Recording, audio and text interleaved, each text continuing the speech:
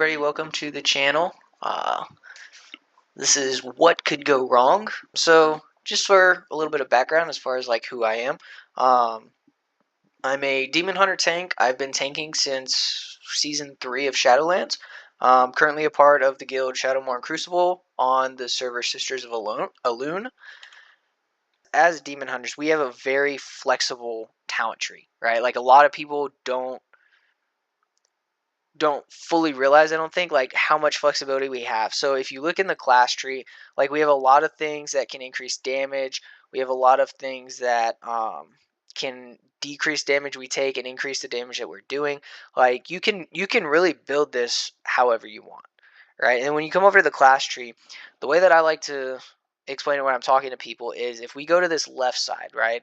This left side has a lot of like fire damage, and it's very big into like DPS. So if you want to be the demon hunter that's doing damage, you can go down this right side of the tree, right? And then if you look going down the middle is a very defensive style of play, right? So like even like I mean from the top, you've got your demon spikes increasing your parry. Then you get into your you have the option for residual silence or fell devastation healing you for 50% more based off of how much health you're missing, right? So that's another defensive option. Then you've got your extended spikes, right? Increasing that demon spike uptime. Then I mean initial burst, throwing out lesser soul fragments. All right, that's helpful because a lot of times spirit bomb, which I know is on the left side of the tree, but spirit bomb and soul cleave both they can be a big defensive. But that's pretty much what we're looking at in the middle. Even at the bottom, we have a cheat death that we can get every 8 minutes, right? I have the trinket equipped currently, so that's actually why I am not using that talent. However, before last season when that talent that trinket got introduced, I was very much using that. And I think with the War Within, we're obviously going to lose that trinket, so I will be running Last Resort yet again. But if you look down the right side, this is very much our self-healing, right? So, getting Soul Furnace, moving into Focus Cleave, like all of these, like, these are very much like stay alive, right? So I have two different builds. One is the Fire Focus, which is what I've been using. What I'm noticing is this is actually a lot of fun. For a tank, I can do decent damage and I can keep up. I've got the survivability that I took down the middle. So you really have a lot of different options. If you want to take the more DPS route, but then kind of just go into healing, right? Like you can take out some of these talents down the middle and push them down over here. Like there's a lot of flexibility of how do you want to play. I have my health build that I use where I went a lot more into necessary talents for the tier set bonuses, but I also took a lot of the same ones in the middle for defensive and then a lot more self-healing. It's actually funny. I can out heal almost any healer in the game. I think Holy Priest is the only one that actually really challenges me. But when I run this talent build, I can out heal almost anybody in the game, which I think is crazy that we have so much healing and that we're able to get so much done and so much like self utility, right? Like we don't necessarily offer the most as far as like a raid goes. We don't offer the most as far as dealing with certain affixes. Like we have some stops, but not a lot, and so like we don't really offer a lot, but we offer self sustainability. Whether you want to run a defensive build with a self healing build so that your healer doesn't need to worry about you while you're off chain pulling, they're off over here doing mechanics. It makes it super easy.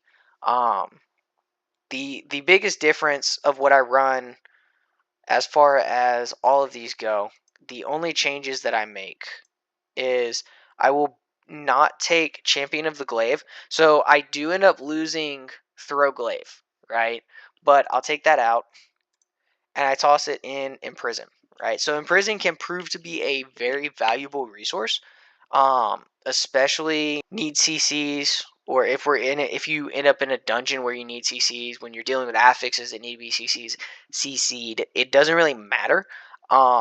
You can catch a lot, you can do stuff, or I mean, honestly, if it's just one of those situations where you know what, there are a lot of casters that I would prefer to only deal with one of them at a time. Well, you can throw that Imprison out, pull the other one, let the group kill them, and then you can go back into fighting them. So you don't have to worry about double interrupts. You don't have to worry about taking on unnecessary amounts of ads. You can kind of just get that little bit of control. You can also use Imprison as a stop. So there are multiple applications for it. I personally, unless I'm worried about affixes, I don't run Imprison. I stick with having 2 Throglaive charges, and also being able to have that range, right? So a lot of my raid pulls for bosses, if I need the boss to stand somewhere specific in, well, even more than just raids, even in raids, dungeons, doesn't really matter.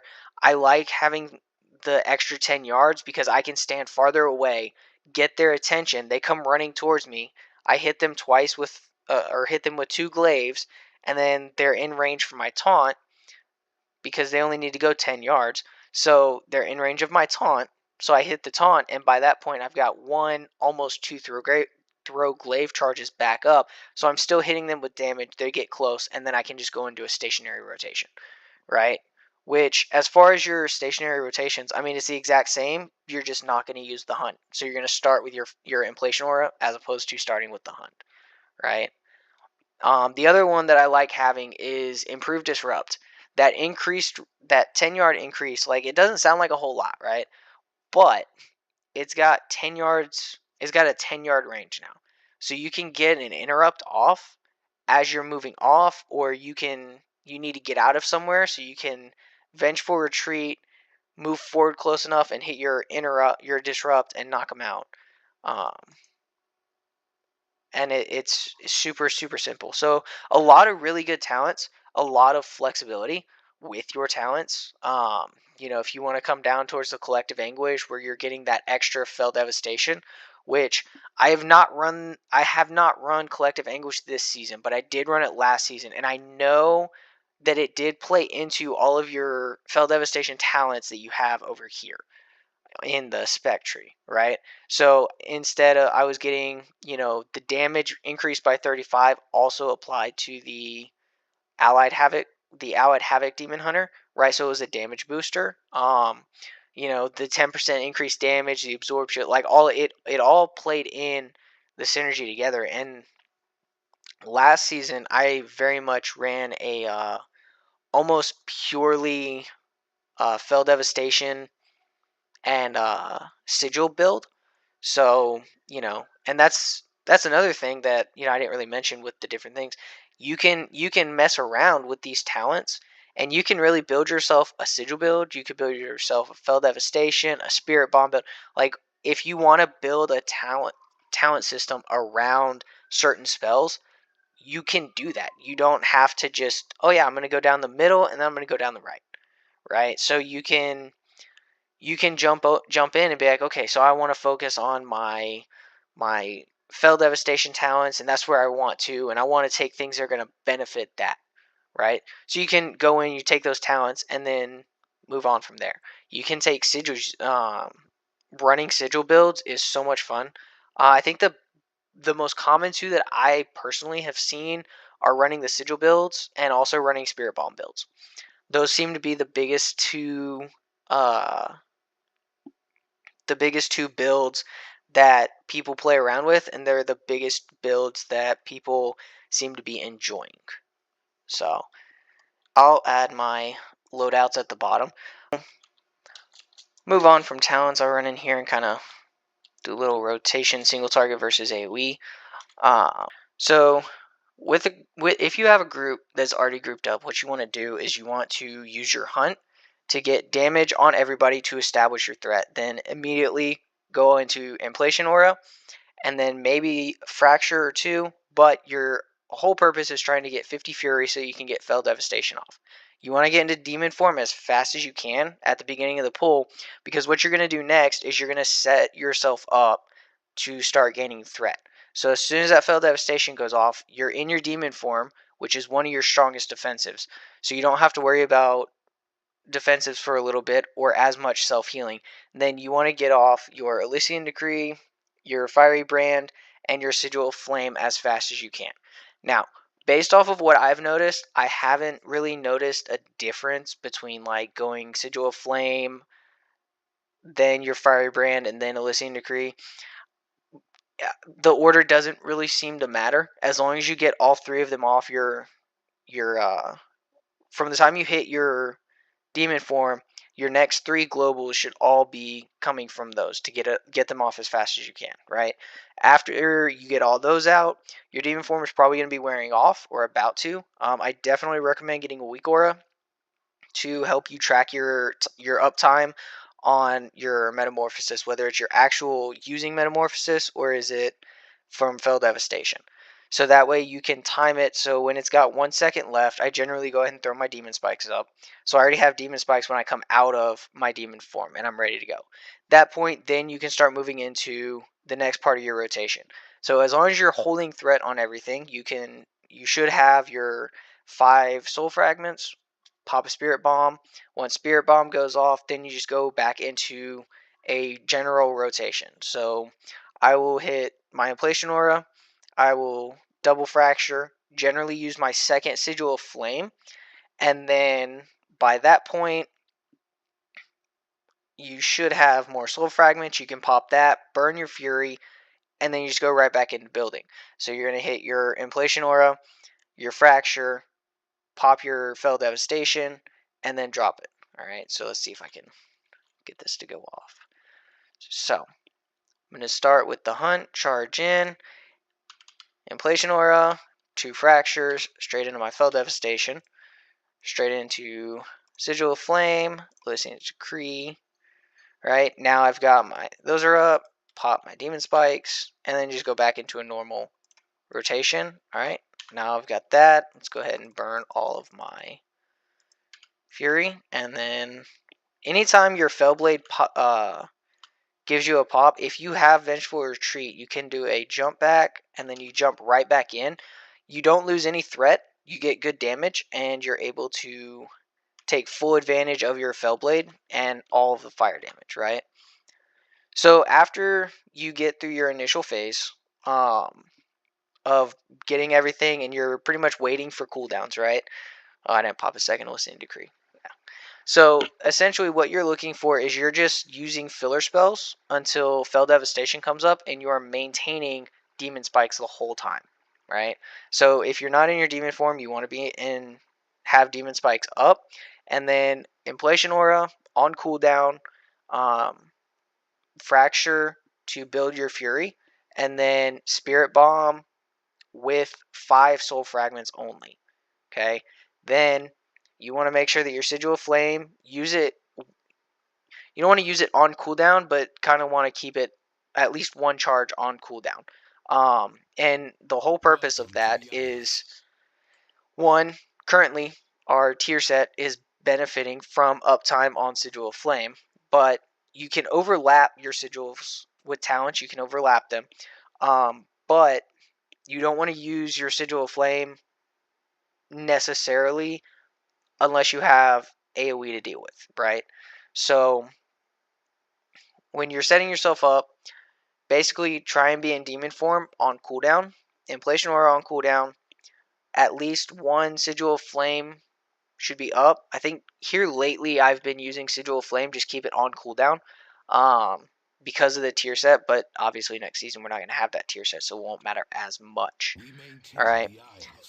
Then for single target, alright, essentially our single target rotation is going to be the same. The only difference is you're going to keep more of an emphasis on having some form of a defensive up, and you want to make sure that you have Metamorphosis close by just in case. So I get Metamorphosis from Fell Devastation. The only exception to that is if you hit an oh shit moment, right? So if you hit a moment where your healer's down or your healer is going down and they're not doing very well, then you can pop Metamorphosis. That helps them out, gives you some more healing, gives you better health, armor. You just kind of overall help yourself. But you have to be smart about how you use your metamorphosis, because you don't want to get into situations where you're relying on it and you're constantly using it on cooldown, right? So single target does take a little bit more of defensive, I guess, defensive paying attention. So kind of the same thing. We're going to charge in, Inflation Aura, Fracture, Fracture, Fell Devastation, drop a Sigil Flame, drop our Fiery Brand, pop a Spirit Bomb, get our Demon Spikes up. Alright, and then I'm watching my Demon Spikes. It's going, 2 seconds left, so I'm going to pop it again, throw another Listening Decree. I'm back up to 5, so pop that, throw that down, Fracture, then jump back, and then jump right back in. Then, got those, let's burn off our Fury, Fracture, right back into Fell Devastation. So like not the perfect thing. It's a little bit weirder doing doing it on the target dummies, but ideally the big two things that you want to make sure that you're maintaining is you want to be using Fell Devastation on cooldown, and you want to be using Demon Spikes every probably 7 seconds that you're not in your metamorphosis, right? And then again, as far as cooldowns for, you know, moments where it's like, oh crap, we've got darkness that you can pop, you've got metamorphosis you can use, you've got Chaos Nova that you can hit. There's several different options that you can use to keep yourself alive. You can always drop a Sigil of Misery and then jump out, Vengeful Retreat, kind of get yourself away for a second. There's Shadow Meld if things get really crazy. Multiple different utility options as far as like what we have and what we are able to use. All right, that's it for me. I know it's the first video, but I'll probably get some more posts going. I still got to run some mythic dungeons. Still got a couple more bosses to knock out. I got Smolderon, Tindro, and Farok that I need to knock out on Heroic. So I'll probably post some more videos here soon, and we'll see what happens. You guys have a good one, and we'll see you next time.